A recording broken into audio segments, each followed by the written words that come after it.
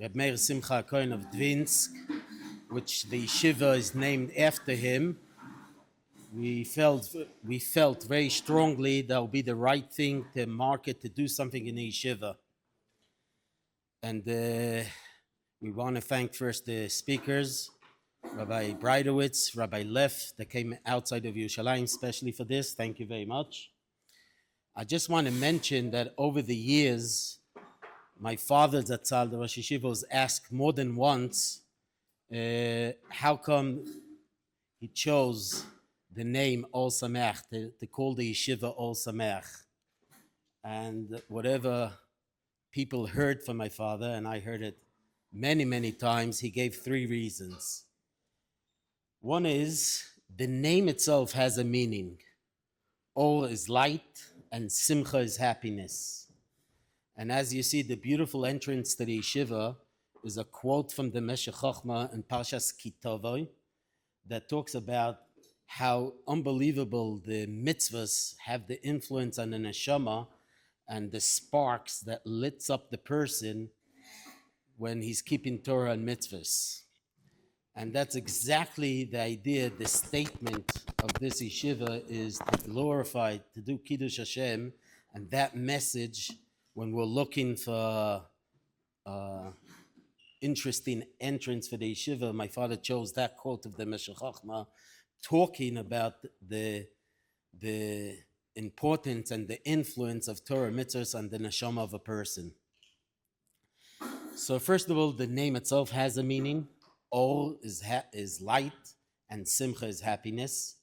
Second is the books that Reb Meir Simcha Zatzal wrote, the Meshech Chochmah on the Parshas on the Chumash, and Or Sameach and the Rambam.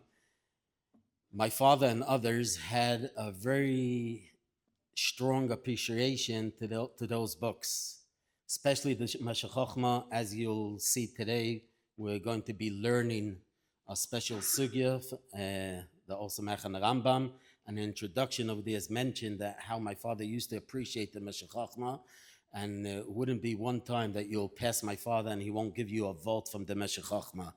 Very powerful ideas and messages that are written in the Meshech Chochmah. So that's the second reason.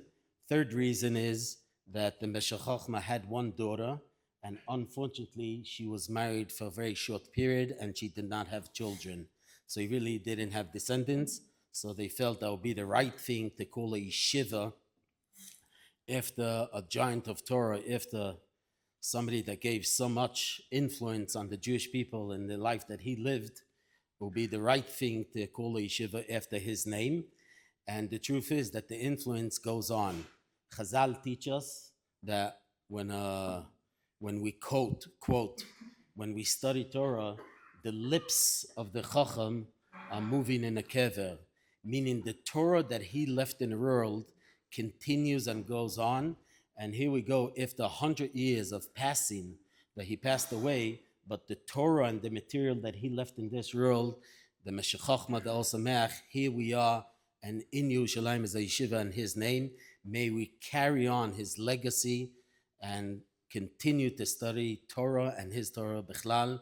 Again, thank you very much for the rabbis that come in. We would like to start with Rabbi Yitzchak Breitowitz.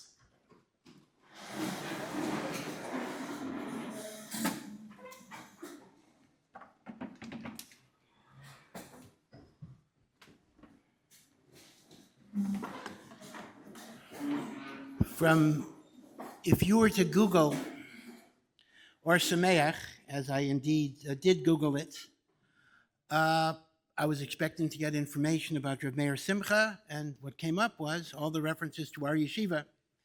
And on one hand, that's a sign of tremendous pride that Baruch Hashem, our yeshiva is the number one hit for Or Sameach.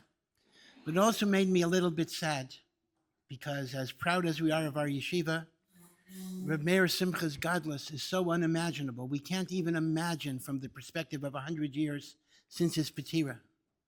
The greatness of this person, the greatness in Torah. He was called by the Gedolim of the generation, Kohen Gadol. In fact, there was a machlokas. The Chafetz Chaim was a Kohen, the Or Sameach was a Kohen. Which one would be the Kohen Gadol if Mashiach came? There was a machlokas, people discussed it. different ways. He was called the Sar HaTorah, the Prince of Torah, Sholet in Kol HaTorah Kula, Bavli, Yerushalmi, Tosefta, Kabbalah, Rambam, of course. And his godless was unimaginable. In fact, the highest compliment when you had the great yeshivas, Mir, Slobodka, if they found an extremely brilliant student. So the greatest compliment they would give is, you're a miniature Or Sameach. That was the standard of Shevach. So the godless of the Or Sameach is really beyond our comprehension. There is no one alive today, I believe, that could have even known the Or Sameach. It's been 100 years since his Patira. But I knew people, anyone that was a little older, I knew people who knew the Or Sameach, my own Rosh Yeshiva. Rav Ruderman of Ner Yisrael knew the Or Sameach, met the Or Sameach, learned from the Or Sameach. So in that sense, we're all connected a little bit. The Or Sameach was not a Rosh Yeshiva, interestingly enough. The Or Sameach was a Rav in the Latvian town of Davinsk, still around, not too many Jews there. And it is actually very, very fascinating that the little town of Davinsk was blessed, didn't have a yeshiva, but they were blessed with 2 rabbanim, each of which was outstanding Gadol Hador. One was Rav Meir Simcha HaKohen, who was the Rav of the non-Hasidic community, and the other was the Rogatchover Gaon, Rav Yosef Rosen, who was the Rav of the Hasidic community. And one can spend hours talking about the interesting interactions that they had, the different personalities that they had. They were very, very dear friends. They were Yedidim Ahuvim, but very, very different. The Rogatchover was stormy, tempestuous. Rav Meir Simcha said about the Rogatchover, people say the Rogatchover has a good memory. He doesn't have a good memory. He just finishes Shas every 30 days. So anything you ask him, he saw within the past 30 days. So the Rogatchover was stormy, tempestuous. Rav Meir Simcha was quiet, very, very soft-spoken. Different personalities. Both of them were Gedolei Olam Mamish. Rav Meir Simcha was offered many positions, many bigger positions. He was offered to be the Rav of Yerushalayim.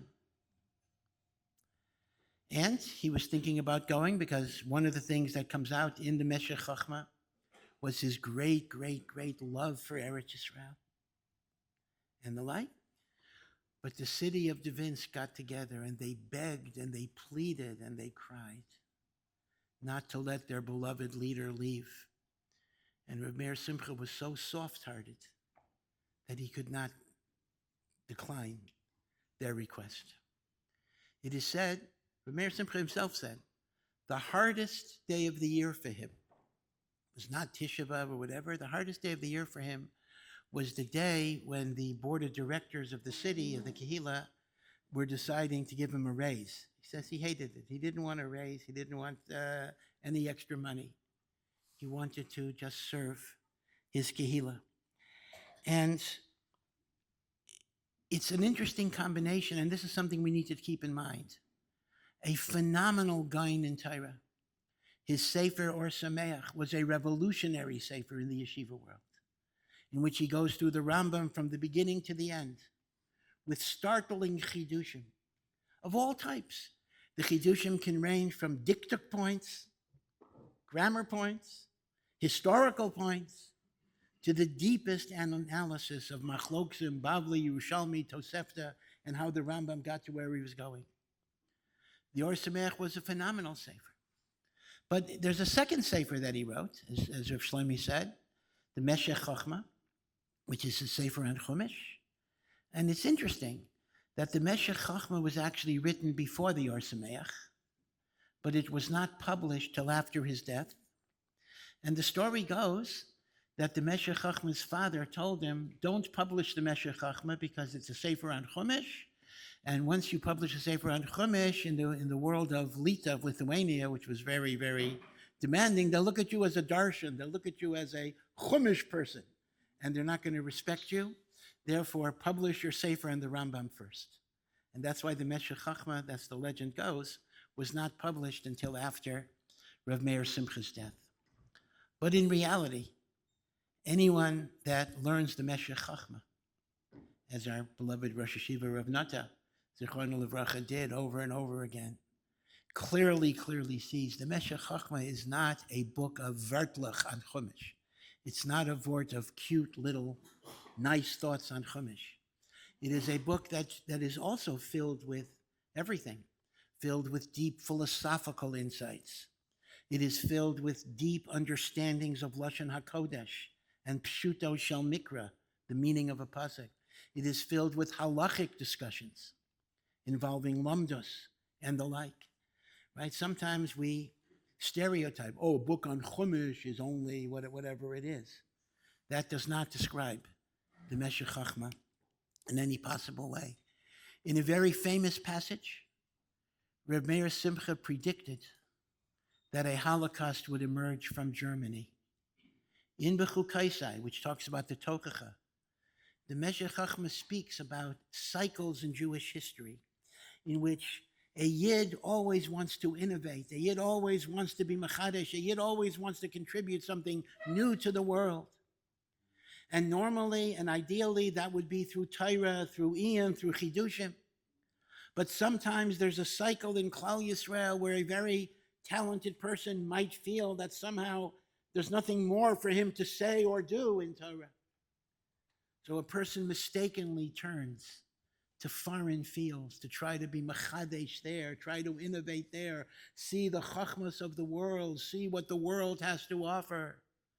That was the haskalah, which indeed existed in Reb Meir Simcha's time. But what happens is, says the Meshech Chochmah, at some point, the more we try to be like the Umos HaOlam, the more Hashem will cause the Umos HaOlam to reject us. And in a passage that is truly frightening, his lashon is, those who think Berlin is the new Yerushalayim shall discover that from Berlin will come an awesome Chorban, which, as tragic as it is, reminds the Jew that you are a Jew. You are not part of them. And you want to become part of them. They will reject you so you will understand who you are. Now remember, Hitler, Yimach Shemo, did not even come to any type of power till 1933. The Meshech Chochmah died in 1926, but this particular line could have been written 50 years before. The whole Meshech Chochmah was written. So we might be talking about something before Hitler was even born. I don't know. We don't have a date on the shticklich of the Meshech Chochmah. But this was an example. As Chazal say, Chochmah can even be greater than Nevuah. And there is no question, it's not for me to say, but many Gedolim were mad that they felt Reb Meir Simcha had in many areas, Ruach HaKodesh, in which he saw how the Tokacha will come from Germany, precisely because Germany was the seat of enlightenment and the seat of Haskalah and the seat of all of the foreign attractions to philosophy that so many Jewish people were ensnared with. And that is in the Meshech Chochmah, one of the most famous, moving, powerful passages in the Meshech Chochmah. You know, my own Rosh Yeshiva, who I said was Zochet to meet Reb Meir Simcha. So there's a story about my Rosh Yeshiva. Again, I don't know if it's true. My Rosh Yeshiva had very bad eyesight. The legend has it that when the Sefer Or Sameach came out, and in those days, Sfarim were not as common as today. Everybody can have a big library today. But in the great yeshivas, maybe there was like one copy of Or Sameach for 400 people. And you were given a certain limited amount of time to have the Sefer, and then you had to give it up, and you might not get it again for a few weeks or a few months or maybe never. So the story goes, he spent the whole night reading the Or Sameach under the moon, the light of the moon, so he would be able to master its contents, and the legend has it that injured his eyesight and the like. So we're dealing with somebody that in many ways is totally beyond us in Torah, totally beyond us in righteousness, totally beyond us in Ruach HaKodesh.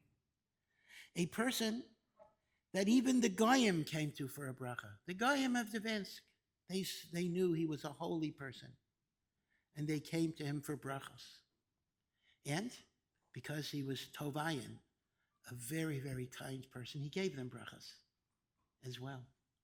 And the Goyim would tell the story. Again, I don't know if we have other edus, reliable edus for it, that there was a time, there was a river in Devinsk was going to overflow and flood the town. And they recall seeing Rav Meir Simcha walking up to the banks of the river just as it was going to overflow. And he was saying something. They didn't hear what he said. They wouldn't understand what he said. And the waters receded. And the Goyim considered him to be a miracle worker. A miracle worker. That somehow he could stop the water. Tzaddik goes there. HaKadosh Baruch Hu. HaKadosh Baruch Hu Makayim. As Rav Shlomi mentioned, Rav Meir Simcha had tragedy in his life. Rav Meir Simcha and his Rebbetzin only had one daughter, and the daughter died in their lifetimes. And that was it. There was no other child that they have. He did not have a yeshiva either. He did not really have a lot of talmidim face to face. And that itself was something that was very, very sad to him. He had so much Torah to give. And the story, one of the stories is that his wife was especially, as one could imagine, as a mother, was especially heartbroken. And he would often take long walks with his Rebbetzin through the streets of Devinsk to give her chizuk, to give her comfort. As I say, these types of stories are worthwhile to mention because they're not discussing holiness, they're not discussing all of these rodrigues beyond us. They're also discussing inyanim of shalom bayis, of how he cared for his Rebbetzin, who was heartbroken and distraught, as he was as well. But he wanted to give her chizuk, and he took off time from his own learning, which was Yomim V'Layla. By the way, he once gave a formula. Somebody once asked him, how do you become a guy in Torah? How do you become so great in Torah? So he said, I have a very simple formula. We could follow it. I'll give you the formula. I'll give you the answer. The answer is 18-18. 18 hours a day for 18 years. Once he became a Rav, he didn't necessarily have the 18 hours because he was busy with so many things. 18-18. You become a gadol. It's kind of amazing. You're given we're given an exact formula that'll produce a gadol. Why don't we follow it? Why not? It says 18-18. He's going to give it to you. But in spite of that fact, to be with his Rebbetzin was something that he felt was very, very kedai. And we have other maisim about shalom bayis. One time in the middle of the night, somebody walked by Rav Meir Simcha's house, and they saw a very bizarre scene. They saw him dancing around. One hand, he was holding a little boy. Another hand, he was holding a man's hand. And the little boy and the man were holding a woman. He was actually dancing in a circle with a woman in the circle. Suffice it to say, in the Litvisher world, this was not that acceptable, but they see him doing it. And they didn't understand. Middle of the night, he's just dancing around with a kid and a husband and a wife. And Rav Meir Simcha said that earlier at the evening, this man and wife came to him and they said they wanted Gershon. They wanted to get divorced. They could not live together anymore. And Rav Meir Simcha talked to them for hours to try to bring them together, to try to bring them to understanding. And then he finally asked him, do you have a child? They said, we have one child, a 5-year-old child. He said, can you bring him to the house, bring him to the house. And then he talked to them and he said, you have a child, look, he needs his father, he needs his mother. Can't you do it? Can't you kind of work out your differences? So this child will be taken care of and the child will be loved. And after many, many hours, Rav Meir Simcha brought them together b'shalom. So he says, we have to have a rikud. We have to dance together. We have to dance together because of the shalom bayis. When he was nifter, and of course many people showed up to the Levaya, obviously, he was one of the Gedolei Ador.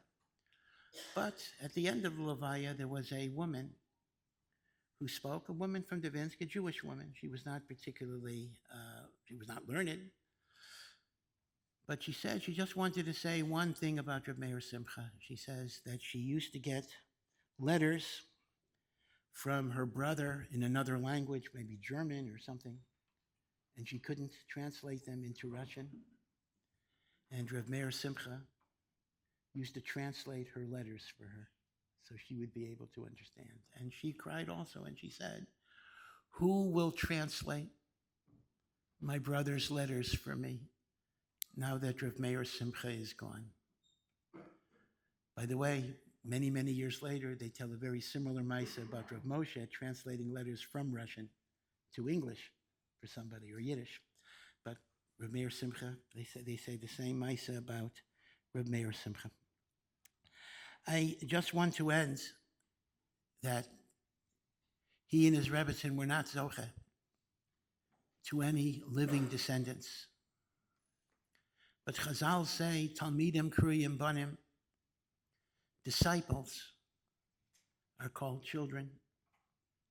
And the fact that this yeshiva, which has brought, Baruch Hashem, so many thousands of people back to Torah and mitzvahs, and then we then include intergenerationally their families, etc., is all a zechus to Reb Meir Simcha.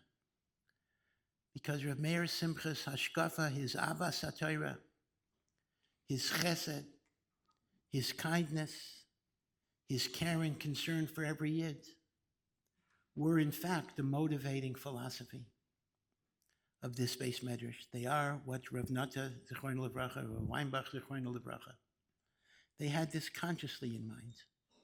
And Or Simcha, the happiness of the light of Torah, which Rav Meir Simcha talks about many, many times, the great, great joy, are really influence us to this day via our own Rosh Yeshiva through the hashkafas of Rav Meir Simcha. And therefore it's kedai for each of you to regard yourselves as an einikel, a great einikel of this great guy, and connect yourself. It's kedai to go into the office sometimes, bein astarim, of course. Look at the picture. Look at the face of a righteous person. There is something kedai just to be mistakel in a face of holiness, a face of goodness, a face of righteousness, a face who is shaylet in bein adam lamakom and bein adam lechaverei. And that can have an influence. I just end with a Maisa that once he was learning b'chavrusa. And at some point they reached something that they didn't understand. They had a kasha, they had a tzarech, they didn't know how to be miyashev. So Rav Meir Simcha said, let's go and daven to Hashem that he should make the Torah sweeter to us. So the person asked Rav Meir Simcha, I don't understand. If we don't understand something, let's be mispalel, Hashem should give us Havana. Why should we be mispalel that Hashem makes the Torah more geschmack? Why would that be the teichen of the tefillah when you have a kasha? So Rav Meir Simcha says, the emes is every yid has the ability to understand the Torah. It's not that the Torah is beyond our intellect. This is what HaKadosh Baruch Hu said, Lo b'shamayim. Yeah, Chazal have many drushes, but the simple meaning is the Torah is not inaccessible. The Torah is accessible to you. But he says, Rav Meir Simcha says, when a person loves something, they pay attention to every detail and every nuance. The Torah has infinite levels of subtlety. So when you care about, you see this sometimes, and I notice this even with kids. Maybe it's more of an American mashal. You can have a kid who may have difficulty, he doesn't really get Chumash and Rashi, but he knows every baseball average going back to 1928. Remembers. How can he remember all of that stuff? The answer is when you love something, you notice it, you remember it, it sticks. When you don't love something, so you have a casual connection to it, but it doesn't become a part of you. Meir Simcha says, if we don't understand Torah, it's not because we're not smart enough. It's because we don't love it enough, for whatever that means at that particular time.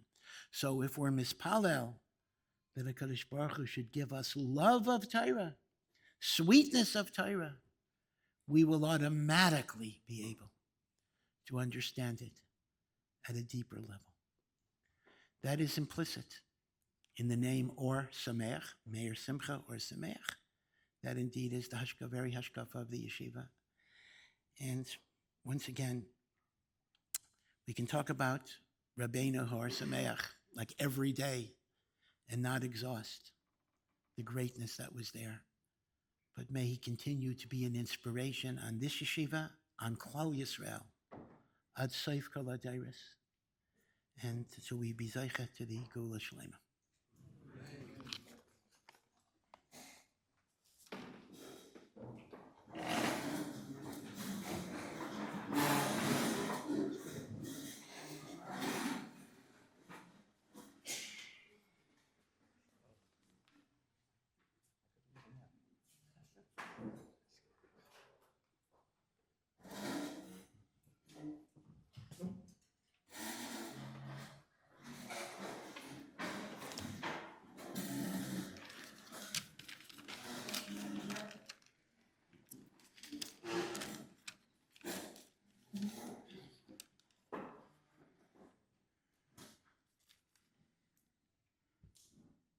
I rightfully assumed that since Rav Breitowitz is the Morad Asra here, that he would speak first, and that he would eloquently give you a tremendously, as his name implies, his Breitkeit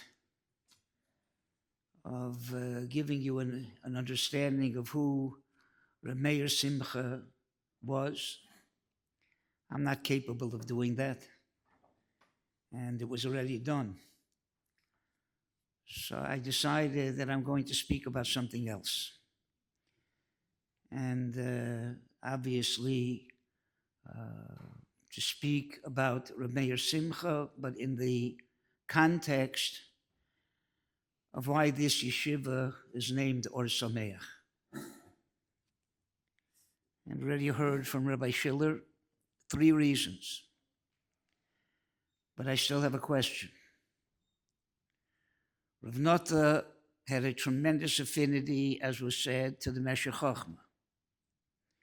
Why didn't they call this yeshiva Meshech Chochmah? Why did they call it Or Sameach?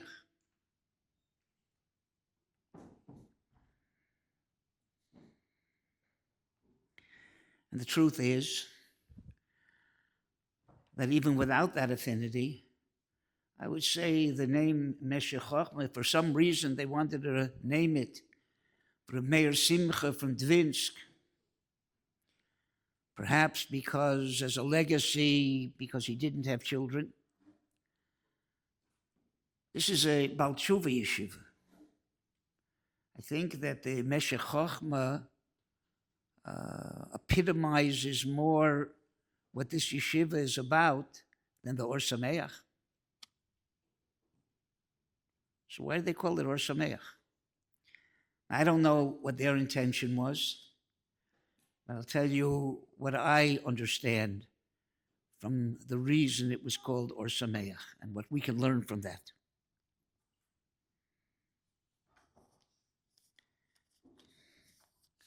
Also, it was already mentioned that Reb Meir Simcha started writing the Meshech Chochmah when he was 17 years old.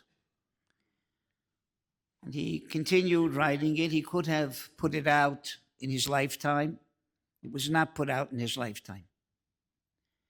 The Or Sameach was put out in Tafresh Pei Vav, the year that he was nifter, a few months before his P'tirah. And the Meshech Chochmah was not put out until a few months after his P'tirah, also in Tafresh Pei Vav.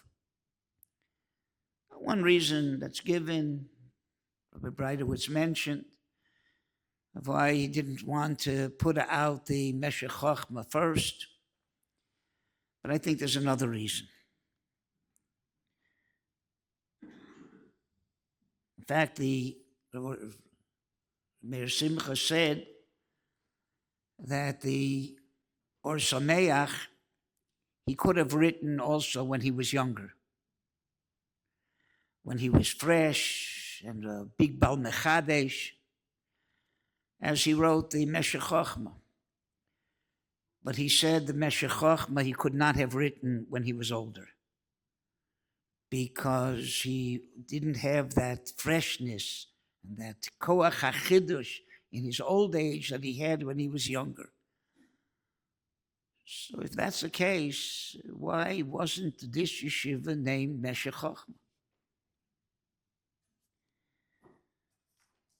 I heard from my Rebbe, Mordechai Gifter, Zecher Tzadik Livrocha, the following. I'll try to be as vague as I can, not to be over any kind of Lashon Hara here. There was a yeshiva that had two great Torah luminaries at its head. One was a great Lamdan, gave over Shiurim in Gemara on a very, very high level, very famous Rosh Yeshiva. And there was a second Rosh Yeshiva, Mashgiach, also a very big Torah luminary, Lamdan himself, but known more for his hashkafa, for giving over hashkafa, agoda, chasidus. And that yeshiva produced many very fine alumni, prominent rabbonim, Rosh Yeshiva.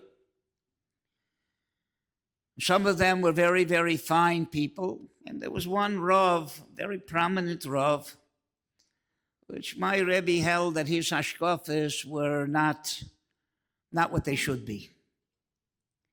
And he was a tremendous Baal Mechadesh, this Rav, but Chidushim that were real Chidushim. What does that mean, real Chidushim? Gemara says that Kol Mechadesh Talmid Vosik Lifnei Rabbo, Moshe Rabbeinu already knew. Moshe Rabbeinu knew every Chiddush that any Talmud in the future, Talmid Vosik, would Mechadesh Lifnei Rabbo. There's some Chidushim that even Moshe Rabbeinu didn't know.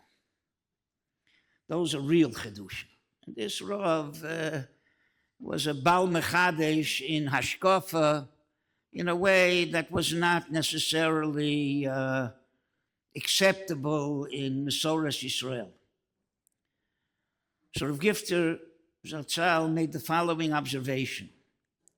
He said those Talmidim in that yeshiva that were Talmidim of both of these luminaries, they were Talmidim of the Lamdan, Lomdis. They learned fine Gemara, Rashi, Tosfos, Rishonim, Achronim. And they also were Talmidim of that fine luminary who gave over the hashkafa. Those remained steadfast in their Mesorah and became very prominent leaders in Klal Yisrael. The ones who were never the real Talmidim of the Lamdan, but only Talmidim of the Baal Hashkafa, somehow because their Hashkafa was not grounded in that Lamdis, the Hashkafa went off the derech to a certain degree.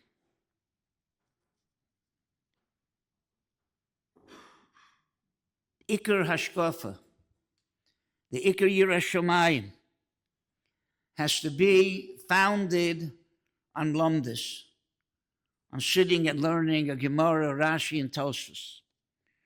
And that is not my understanding, but there's a Rivosh in Tshuva Mem Hey, who quotes Rav Hai Gon. It's not even the Rivosh, Rav Hai Gon. And he says the following: Lo simtze yiras shamayim v'yirascheit uzrizus v'anova v'tahara v'kedusha ela b'misaskim b'mishum v'talmud. Want to know where hashkafa, midos come from? Only if a person is osek the Mishnah uve Talmud. He bases it, he has a foundation in Mishnah and Talmud, then his Yiras Shamayim is Yiras Shamayim, and his hashkafa is hashkafa, and his midos are midos. Derech Malitza, perhaps we can say, that's what Rashi says, Kol hashkafa shebemikra hu l'ra'ah. Whenever the hashkafa is founded and based only on Torah shebichsav, so that's l'ra'ah. Torah hashkafa has to be based on a lomdis of Torah shebal peh. And I'll tell you why in a few minutes. But first, let's establish that it's true. The Chazon Ish in Emunah B'Tochen, Perek Gimel, Oz Zayin, says the following: Ha'omel b'Torah, kocho l'zakos hanefesh. Person who's omel b'Torah, sits and learns Gemara, Rashi, Tosfos. HaRav is over a sugya. It has the power to purify a person's neshama. V'lasoso adin u'matzuchtzach, to make him refined and polished. Moshe chelo v'saregesh hanoim shel tahara kedusha. He has an affinity to purity and to holiness.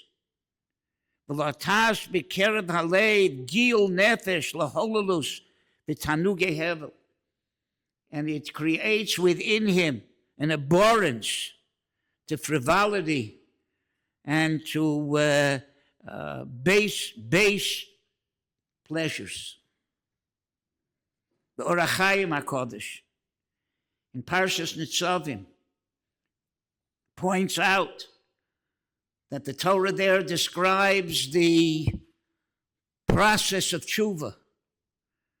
And the first shlav, the first step of tshuva is lo shuv la'esek haTorah. Can't have real tshuva without having esek haTorah.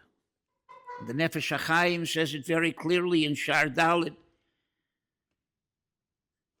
Ki ikar hatshuva shleimo ha'amitis shehi me'ava. The ikar tshuva, real tshuva, that comes tshuva me'ava. He rak al yedei esek haTorah. Only comes through esek haTorah. And that's what it says in Shmona Esrei. Hashivenu avinu l'sorasecha. That's the first step. First, return to esek haTorah, and only afterwards, korvenu malkeinu lavodasecha, and in the end, v'hachazirenu b'shuva shlema lefanecha. And that echoes what the Chidah said in the Sefer Kisei David. Umi asher nod varucha also, losho b'tshuva, reishis bikurei kol, tzorech lekabel alav Talmud Torah. That's the first shlav in tshuva, is to be makabel, to sit and learn. The achar kach lachzer b'tshuva, keseder hashmona esrei, chonein das, hashivenu avinu l'sorasecha, and only afterwards, v'achar kach v'achzirenu b'tshuva shleima lefanecha. If you think about it, that's the whole seder of Mesilas Yesharim, Mesilas Yesharim.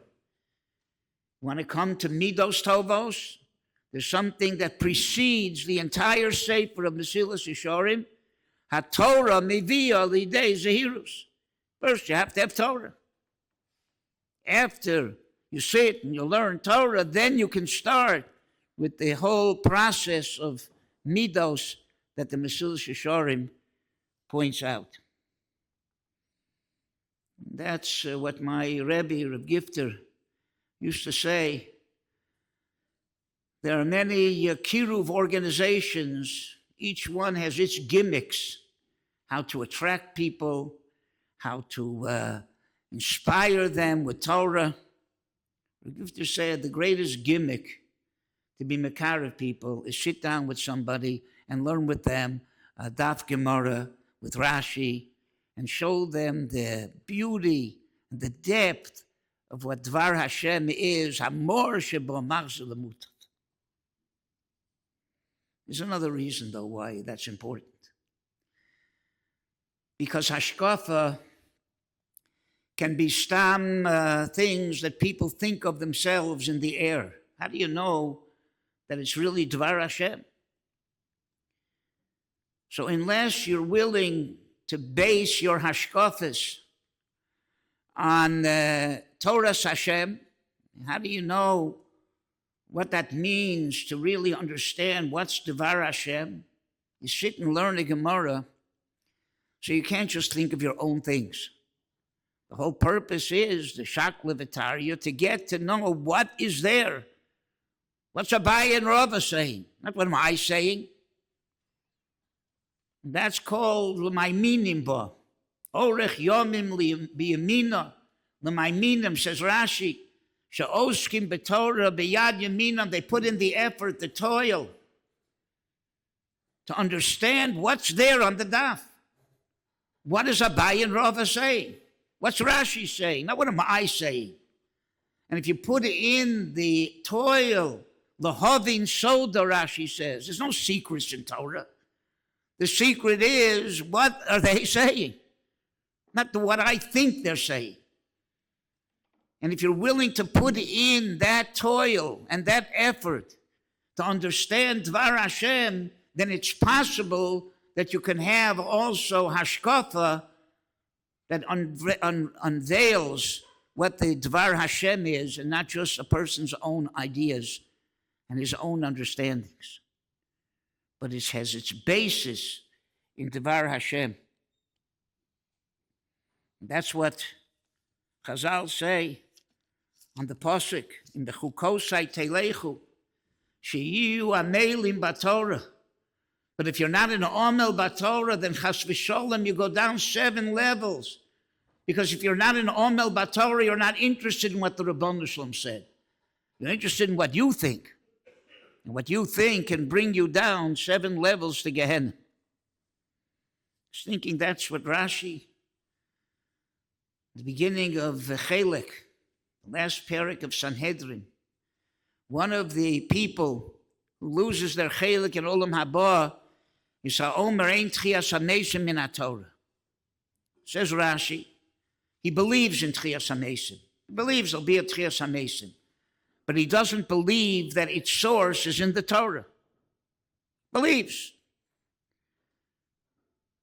So Rashi says, who cares what he believes? If it doesn't have its source in the Torah, then what kind of emunah is that? You can believe something. But your belief has to be grounded, based on what the Torah says. And if you don't believe that the Torah spoke about Tchias HaMesim, then stam, it's your ideas. Who cares what your ideas are? That's a kofar b'Torah. All hashkafa, all midos, all yiras shamayim has to have a basis in the Torah. And the only basis in the Torah is if you sit and learn and put in the effort to understand what Chazal said. Then when you have hashkafa, yiras shamayim, you'll be able to unveil what Chazal said, what the Rabbanu Shalom said, not what you think. That's what the Yerushalmi says. Halavai osi azavu v'sorasi shamaru. Halavai, a person, even if he's far away from Torah, and he's strayed on a different path for whatever reason, never knew what his heritage is, but he wants to come back. The way to come back is the Torasi Shamaru, sit and learn Daf Gemara. And I think that's why the Or Sameach, Rav Meir Simcha, published his Or Sameach before he published the Meshech Chochmah. Because the Or Sameach is Lomdis, is Rashi, Tosfos, Rishonim, Achronim, an anchor, a basis, grounded in Torah, in a Ummal HaTorah. And as great as the Meshech Chochmah was, tremendous philosophy, tremendous hashkafa, tremendous yedios, but it didn't emanate stam from Rav Meir Simcha's brain. It emanated from his lomdis. It emanated from his from his sitting and learning l'mayminimba to the people that put in the toil to understand what Chazal say. That's the Or Sameach. Hamor sheba machzir lemutav. You want to know how to get people to do tshuva? So the Or that's found in that Rashi and Tosfos, and that Abaya and Rava, that's machzir lemutav. That's l'mayminimba. That's Pekudei Hashem Yeshorim Besamchei Lev. That's the Or Somayach. I think that's another reason why Meir Simcha did not want to publish his Meshech Chochma before the Or Sameach, because the Or Sameach is the foundation.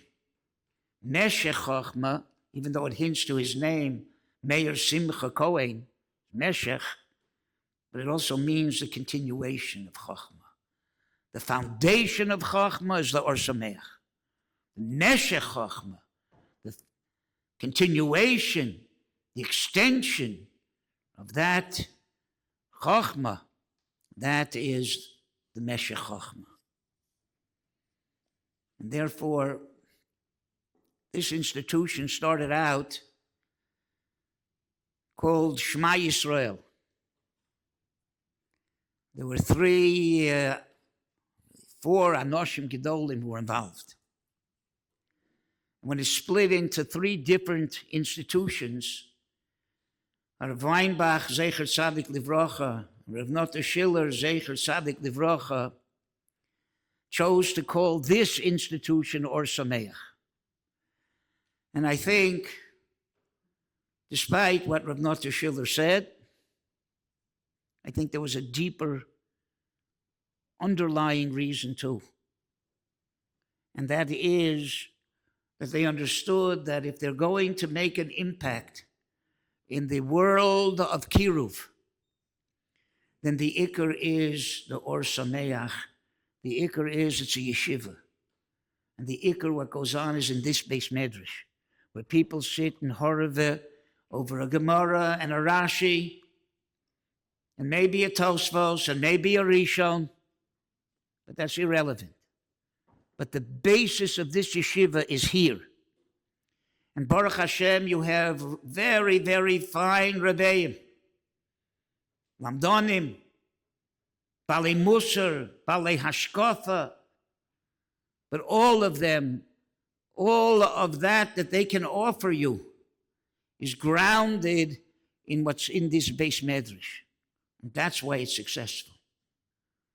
And I'm sure that the schus of Meir Simcha, for 100 years already since his Ptira, and until the Geula Shlema, will carry this makom and its fine mechanchim who understand that first comes the Or Sameach and then comes the Meshech Chochma. And you all should be matzliach. The Rebbeim should be matzliach to be makariv, and those that come here to be mikurav should be matzliach. And you should know that because this institution, the main thing is this base medrash that you're sitting in, and all the other things that are added that are very important, all the Meshech Chochma that comes after the Or Sameach, right? You'll also be successful. Each one will grow to be an emes ben Torah, an emes Talmud Chacham, and you will be the leaders of the coming generation who will greet Mashiach Tzidkenu b'mheirav Yameinu.